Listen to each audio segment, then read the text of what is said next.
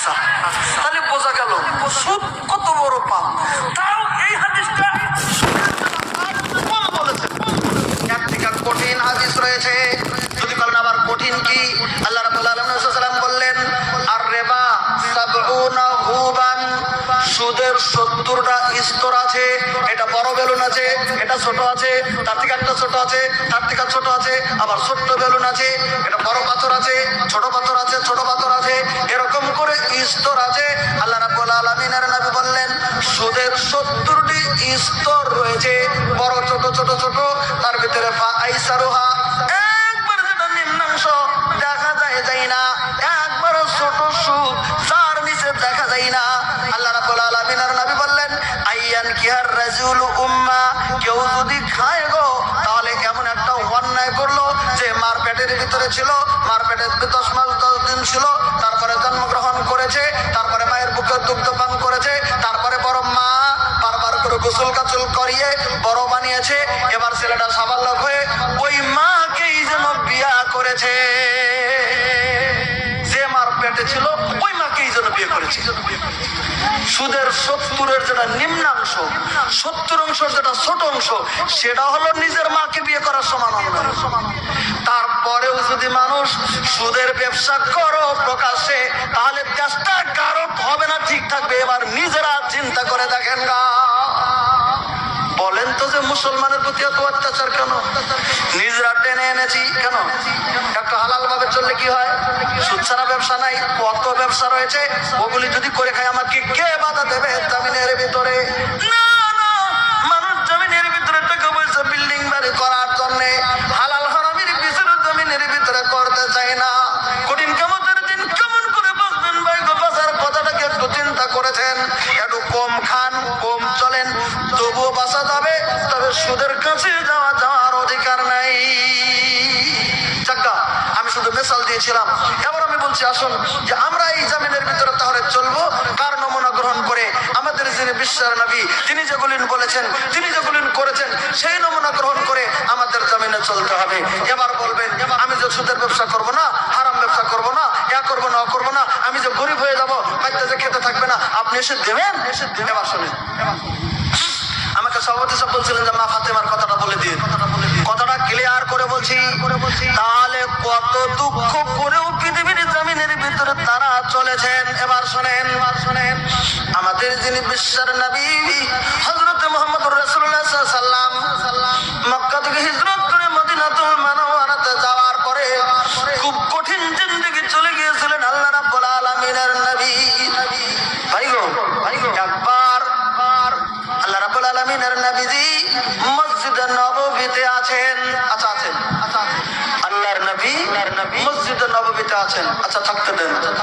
ইন্দামিন সময় একটা লোক একবারে বুড়া, কার কথা বললাম ভাই? একটা লোক একবারে বুড়া, বৃদ্ধ, চামড়া ঢিলে গেছে, একদম কোকড়া লেগে গেছে। ওই লোকটা একটা লাঠি ভর করে করে করে করে করে করে, এরকম কোন মানুষ থাকে না ভাই, চামড়া ঢিলে গেছে, একটু কোকড়া হয়ে গেছে, লাঠি ভর করে হেঁটে কুটকুট করে মসজিদে যায়, এরকম কিছু লোক থাকে না কোনো জায়গাতে? আছে না নাই বলেন? আছে না নাই? আছে। বাজারে যায়, বাজারে। আল্লাহ রাব্বুল আলামিনের নবী মসজিদে নববীতে আছেন। আচ্ছা, একটা বৃদ্ধ বনি সালিম বংশের, মনে রাখবেন, বনি সালিম বংশের একটা বৃদ্ধ একবারে কোকড়া লাগানো, লাঠি বার করে করে করে করে করে করে করে করে মসজিদে নববীর দরওয়াজায় উপস্থিত। সুবহানাল্লাহ। আমাদের নবী মসজিদে নববীর ভিতরে আছেন। যখন দেখলেন দরজায় একটা বুড়া লোক আসছে, নবী বেরিয়ে এসছেন। কে তুমি? চোখের পানি জোর করে পড়তে শুরু হয়ে গেল। নবীর দিকে থেকে বলছেন নবী আমি বনি সালিম বংশের একজন বুড়া লোক। তাই কেন আসছো? নবীজি গো, আমি শুনেছি আপনি নাকি পৃথিবীর জমিনে আখেরি নবী। সুবহানাল্লাহ। আপনি নাকি আখেরি নবী, কথাটা শুনেছি। নবীজি গো, বনি সালিম বংশের ভিতরে আমি সব থেকে গরিব লোক নবী, আমি যখন আপনার কথা শুনেছি আমি আর থাকতে পারি নাই, আমি আপনার কাছে এসেছি গো নবী, আমাকে আপনি কালেমা পড়িয়ে মুসলমান বানিয়ে দিন। মসজিদে নববীর দরওয়াজায় বৃদ্ধ যখন বললেন, নবী সাহাবীদেরকে বললেন, সাহাবীরা রে, বৃদ্ধকে ওযু করাইয়া মসজিদে প্রবেশ করা। বৃদ্ধকে ওযু করিয়ে বৃদ্ধকে মসজিদে নববীর ভিতরে ঢুকে না হলো। অনেক সাহাবী বসে আছেন মসজিদে নববীতে, আল্লাহ রাব্বুল আলামিনের নবী দেখতেছেন। এই বৃদ্ধ খুব কঠিন বৃদ্ধ, মুখের চেহারা থেকে নবীজি বুঝতে পেরেছেন এই বৃদ্ধ খুব ক্ষুধাতুর, বৃদ্ধ খুব কঠিন কষ্ট করে চলে এসেছে। বৃদ্ধকে বললেন, কাগো বেটা, কাগো বেটা, আপনি কি করে আসলেন? বনি সালেম কুবকষ্টি তো অনেক দূরে। বলতেছেন, নবীজি গো, আমি গরিব মানুষ, আমার উট নাই, করা নাই, সরি নাই, 2 দিন পরে খুটখুট খুটখুট করে লাঠি বার দিয়ে দিয়ে 2-3 দিন পরে আমি বলি সালিম বংশ থেকে আপনার মোহাম্মদে মসজিদে নববীর দরজায় এসেছি। একটা বুড়া গাও নবীর মোহাম্মদে খুটখুট করে 2 দিন পরে মসজিদে নববীর দরজা বলতে হয়ে গেছে। আপনার চলার মতো কিছু নেই বলে আল্লাহ রাব্বুল আলামিনের নবী মসজিদে নববীতে বললেন, যে কয়জন সাহাবী আছো গো, ইনি কালেমা পড়ে তো মুসলমান হয়ে গেলেন, এবার ইনি তো আমাদের নতুন আজকের মুসলমান। তোমাদের মধ্যে কি কেউ কি আছো আজকে তোমাদের মধ্যে গো এই বৃদ্ধকে একটা সওয়ারির ব্যবস্থা করে দিতে পারবে? কারণ বৃদ্ধ জমিনের ভিতরে হাঁটতে পারে না, বৃদ্ধ তো হাঁটতে পারে না, কেউ সওয়ারির ব্যবস্থা করে দিতে পারবে? তখন মসজিদে নববীর চতুর্দিকে যারা সাহাবী ছিলেন তাদের খুব অভাব, একটা সওয়ারি দিলে একটা ঘোড়া দিতে, উট দিতে হবে, কে দেবে? সবাই চুপ মেরে বসে আছে। মাত্র 3 দিন হয় একজন সাহাবী একটা উট নিয়ে আসে, উটটা মদিনার মসজিদের বাইরে বেঁধে নবীর কাছে কালেমা পড়ে মুসলমান হয়ে গেছে। তিনিও বুড়া, কিন্তু এই লোকটা থেকে কিছু কম। সুবহানাল্লাহ। এই বুড়াটা তো 70 বছরের বুড়া, আর এই লোকটা 50 বছরের বুড়া। কথাটা বুঝতে পারছেন তো? এরকম বয়স। এই লোকটার নাম হযরত সাদ বিন উবাদা। নবী যখন বললেন, কেউ কি কিছু ব্যবস্থা করে দিতে পারবে? কারোর কাছে তখন কিছু নাই। হযরত সাদ বিন উবাদা বললেন, 3 দিনের নতুন মুসলমান ইনি। নবীজি গো, আমিও বুড়া, কিন্তু আমার থেকে এই লোকটা বেশি বুড়া গো নবীজি। আমি যখন মুসলমান হয়েছি আমি বাড়ি থেকে একটা উট নিয়ে এসেছি গো নবী, আমার উটটি বাহিরে বান্ধা আছে। আপনি যদি বলেছেন গো নবীজি আমি হেঁটেই চলবো, আমার উটটিটাই বৃদ্ধটাকে আমি দান করিয়া দিলাম। দেখলেন অবস্থাটা, দেখলেন? 3 দিনের মুসলমান কি দান করে দিল? একটা উট ছিল, দিয়ে দিল। আল্লাহ রাব্বুল আলামিনের নবী বললেন, যাক উটটা হয়ে গেল, এবার বিদ্যান্ত এদিক ওদিক যেতে ওটার পিঠে যাবে। আল্লাহ রাব্বুল আলামিনের নবী আর গায়ের কাপড়ের দিকে নজর করলেন, খালি গা, শুধুমাত্র লজ্জার দান ডেকে আছে বুড়াটা, তেমন কিছু গায়ের মধ্যে নাই। মদিনার মসজিদে নবী এলান করে দিলেন, কেউ কি আছো রে, এই বৃদ্ধর জন্য একটা গায়ের জামা দান করতে পারো? সুবহানাল্লাহ বলেন।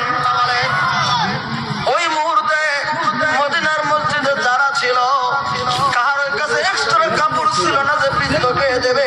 টাইমটা পেরিয়ে যাচ্ছে, লম্বা টাইম চলে যাচ্ছে, কেউ দিচ্ছে না। ইন্না মিন সময়, একবার জোরে কন। আচ্ছা, তাহলে বোঝা গেল সুদ কত বড় পাপ। তাও এই হাদিসটা বলেছে, একদিকে কঠিন হাদিস রয়েছে। যদি বলেন আবার কঠিন কি, আল্লাহ রাব্বুল আলামিন সাল্লাল্লাহু বললেন, আর রিবা 70 হুবান, সুদের 70টা স্তর আছে। এটা বড় বেলুন আছে, এটা ছোট আছে, তার থেকে একটা ছোট আছে, তার থেকে ছোট আছে, আবার ছোট্ট বেলুন আছে, এটা বড় পাথর আছে, ছোট পাথর আছে, ছোট পাথর আছে, এরকম করে স্তর আছে। আল্লাহ রাব্বুল আলামিনের নবী বললেন সুদের 70টি স্তর রয়েছে, বড় ছোট ছোট ছোট। তার ভিতরে ফাআইসারুহা, একবার যেটা নিম্নাংশ দেখা যায় না, একবার ছোট সুদ যার নিচে দেখা যায় না। আল্লাহ রাব্বুল আলামিনের নবী বললেন আইয়ান কিহার রাজুল উম্মা, কেউ যদি খায় গো তাহলে এমন একটা অন্যায় করলো যে মার পেটের ভিতরে ছিল, মার পেটের 10 মাস 10 দিন ছিল, তারপরে জন্মগ্রহণ করেছে, তারপরে মায়ের বুকে দুগ্ধ পান করেছে, তারপরে বড় মা বারবার করে গোসল কাচল করিয়ে বড় বানিয়েছে, এবার ছেলেটা সাবালক হয়ে ওই মাকেই যেন বিয়া করেছে, যে মার পেটে ছিল ওই মাকেই যেন বিয়ে করেছে। সুদের 70-এর যেটা নিম্নাংশ, 70 অংশের যেটা ছোট অংশ, সেটা হলো নিজের মাকে বিয়ে করার সমান অন্যায়। তারপরেও যদি মানুষ সুদের ব্যবসা করো প্রকাশ্যে, তাহলে দেশটা কারো হবে না, ঠিক থাকবে। এবার নিজেরা চিন্তা করে দেখেন গা, বলেন তো যে মুসলমানের প্রতি এত অত্যাচার কেন? নিজেরা টেনে এনেছি কেন? একটা হালাল ভাবে চললে কি হয়? সুদ ছাড়া ব্যবসা নাই, কত ব্যবসা রয়েছে, ওগুলি যদি করে খায় আমাকে কে বাধা দেবে জমিনের ভিতরে? না না, মানুষ জমিনের ভিতরে টাকা পয়সা বিল্ডিং বাড়ি করার জন্য হালাল হারামির ভিতরে জমিনের ভিতরে করতে চায় না। কঠিন কিয়ামতের দিন কেমন করে বাঁচবেন ভাই গো? বাঁচার কথাটাকে একটু চিন্তা করেছেন? একটু কম খান, কম চলেন, তবুও বাঁচা যাবে, তবে সুদের কাছে যাওয়ার অধিকার নাই। আমি শুধু মেসাল দিয়েছিলাম, এবার আমি বলছি আসুন যে আমরা এই জামিনের ভিতরে তাহলে চলবো কার নমুনা গ্রহণ করে? আমাদের যিনি বিশ্বের নবী, তিনি যেগুলি বলেছেন, তিনি যেগুলি করেছেন, সেই নমুনা গ্রহণ করে আমাদের জামিনে চলতে হবে। এবার বলবেন আমি যে সুদের ব্যবসা করব না, হারাম ব্যবসা করব না, করবো না, করব না, আমি যে গরিব হয়ে যাবো, বাচ্চা যে খেতে থাকবে না, আপনি এসে দেবেন? এবার শুনেন, আমাকে সভাপতি সাহেব বলছিলেন যে মা ফাতেমার কথাটা বলে দিয়ে, কথাটা ক্লিয়ার করে বলছি। তাহলে কত দুঃখ করেও পৃথিবীর জমিনের ভিতরে তারা চলেছেন। এবার শোনেন, আমাদের যিনি বিশ্বের নবী হযরত